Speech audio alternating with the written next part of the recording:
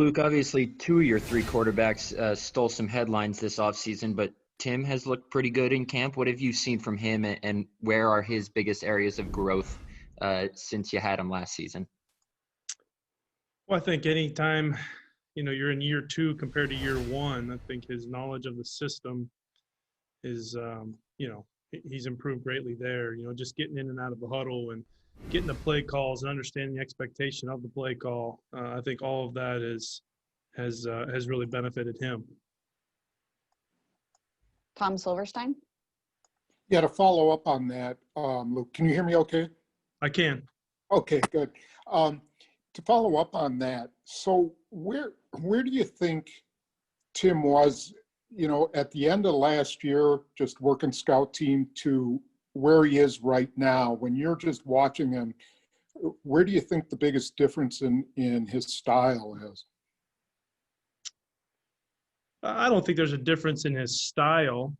I think it's just a confidence in the offense. I think it's when you know what to do, you're gonna be more prepared and be able to execute at a higher level. And I think that's what we're seeing from him now compared to a year ago or even 8 months ago.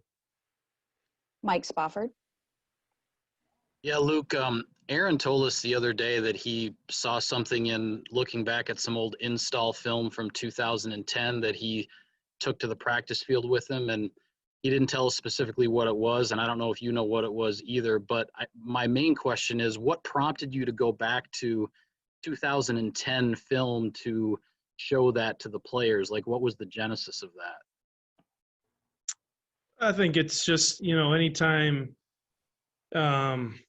you can relate something that we currently do to something that was done in the past, you getting good examples of whether it's a play, whether it's a footwork, or whether it's a particular type of action, play pass or a drop back. I think there was just, anytime you can go back and find some old stuff that I know that fortunately I was able to be here before and know that system too. So I was able to kind of reflect or compare some of those things. And I think anytime you can go back and use some old film of yourself or things that you can associate with, I think that can help anybody. And so that's all that was just kind of comparing notes to the way things were, maybe for not necessarily just Aaron, but if there's a play that we're installing currently that has can reflect on things that people in this building have done in the past, we're going to take advantage of that.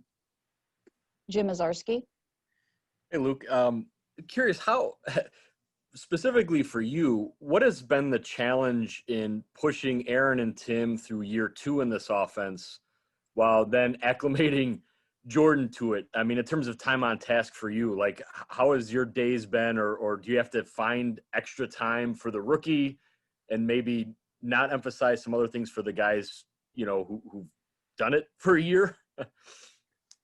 Yeah, there's definitely a separation there for some instances, but I think there's a lot of benefit from Jordan hearing how those other guys get coached. I think there's a big benefit to hearing the explanations of Aaron and Tim and hearing how they're getting coached by Matt or Coach Hackett or myself.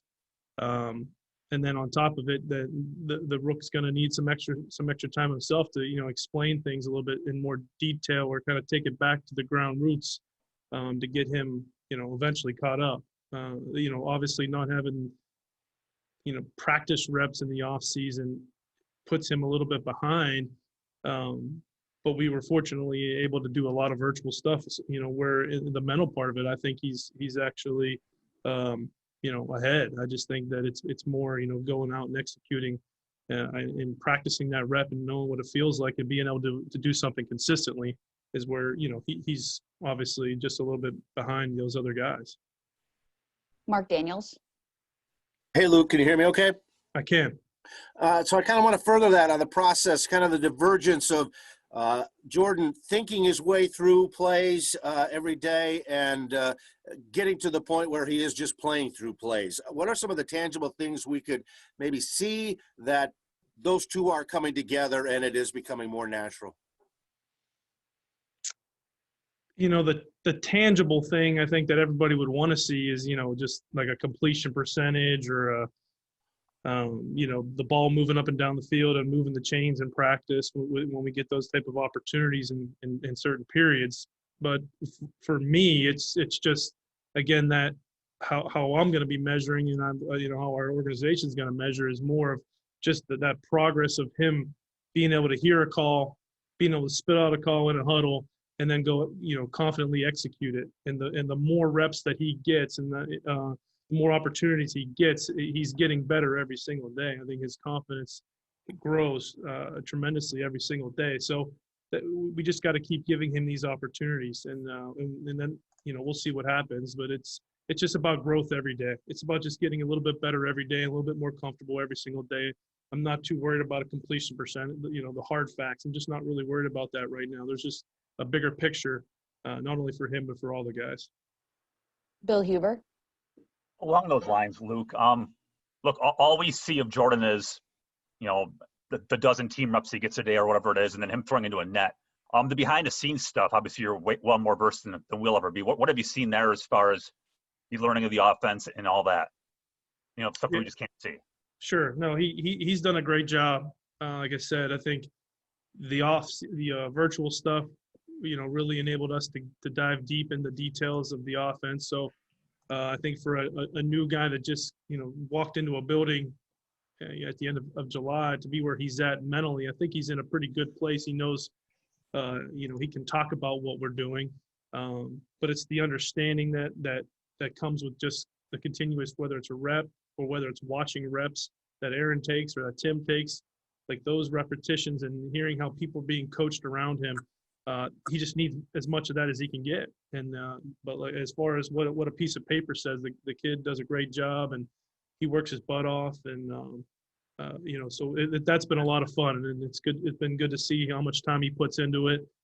He cares about it, and so now it's just refining those skills by hearing and then by doing. And so we just got to get him as many opportunities of those as we can. Rob Domofsky. Hey, Luke, you got me? I got you.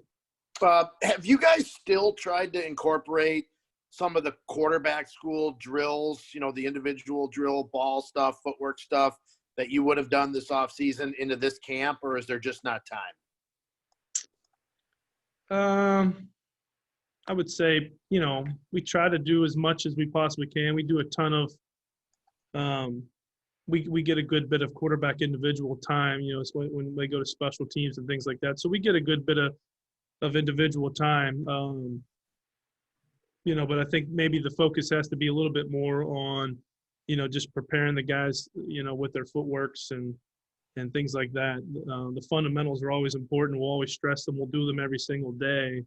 But then in the end, we just got to make sure our timing and our rhythm are set for the opportunity to play in a game. And that's why we're fortunate, to be in year two for two of these guys, where the obviously their learning curve is much more ahead, but Jordan's doing a great job picking up on this stuff too. So we'll always emphasize those fundamentals. We'll always do them. I think it's the overall reps, that you accumulate from, late April all the way till now that you can't replace, or, we got to make up time with what we can. Mike Clemens. Hi, Luke. When the Eagles won the Super Bowl with Nick Foles, and of course, Nick had had a lot of starts, but when the backup quarterback continued this season, I thought that put a lot of pressure on the rest of the franchises. And so is there enough time in a practice in November, December, that backup can get enough, real feel snaps so that you as a coach say, I feel good if he's got to come in an emergency situation? Are you responding to like if they had to go into a middle of a game, or are you talking about like preparing them for a week knowing that they're going to have to play? No, yeah, for a middle of a game. Yeah, no, I mean, I think that's part of being a professional.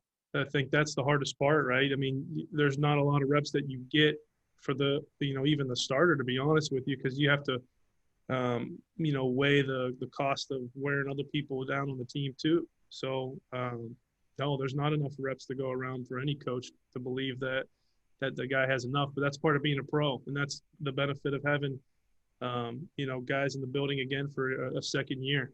They feel more confident in the system, and it's their job to be on top of things, and it's my job to help them prepare mentally throughout the week and make sure the mental part of it is solid.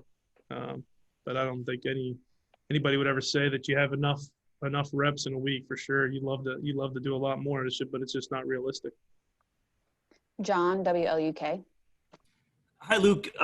Jordan had said that he's taken a lot, learned a lot from Aaron and Tim so far. And we've even seen like Aaron looks like he's taken some time out of drill work to help him out, offer a tip or something like that. I'm just wondering, how much are you seeing that on the practice field? And then how much are those guys helping even, behind the scenes when we're not there? Oh yeah, those guys work together really well. I mean, Aaron's done that ever since I've been here in 14. I mean, that's nothing new for me to see that. So he's always been that way with all of his teammates. And they've all been great. I mean, these guys work together so well. They're there to help each other out in every way that they can. So that's something that happens all day long, not just on the practice field. It's in the meeting room. We're watching an individual period in our meeting room, and Aaron's coaching Tim up, and Tim and Jordan are asking questions about something that Aaron's doing, or they're constantly communicating with each other, and we love watching that stuff. It creates good conversation and good perspective on stuff when you have a guy who's been in the NFL for as long as he has, and so the communication's been really good amongst all of us. We'll do two more. Olivia Reiner. Hi, Luke. With both Jordan and Tim getting some reps during this developmental period that you've instituted at the end of practices, what do you want to see accomplished from them specifically during that time frame?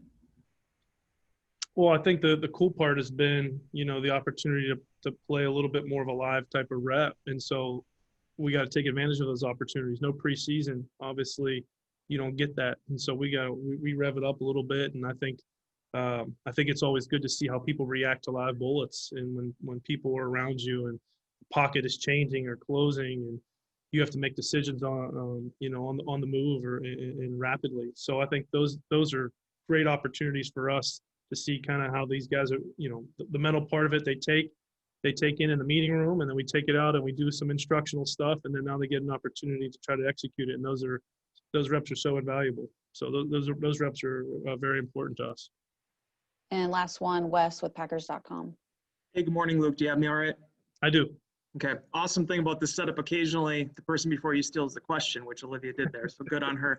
I'll ask this as an audible though, and I don't want to be hyperbolic about it because obviously Aaron's been doing this for a long time. But when you look at the way he's been playing, particularly this last week or so, just how locked in has he been to just what is sort of going on out there and the way he's kind of performed, especially considering how unique this offseason was?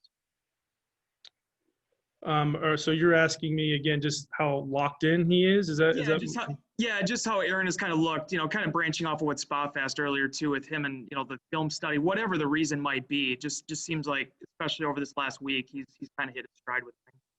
Yeah, I think I would agree that he is locked in. I think he's in a good place, and like I said at the beginning, he's in year 2 of this system, and he knows what's going on around him now. So if you take a year ago today, I mean, we were in a much different place, right? And obviously the talent has always been there, but now the understanding of what we're trying to accomplish and what he's trying to accomplish is all on the same page now. And so now it's our job just to get the other guys on the team and on the field to do the same. And so that's what I think, hopefully we're just getting a little bit better every single day. And I think he's been a part of that. He's been a part of getting better every single day throughout this entire camp.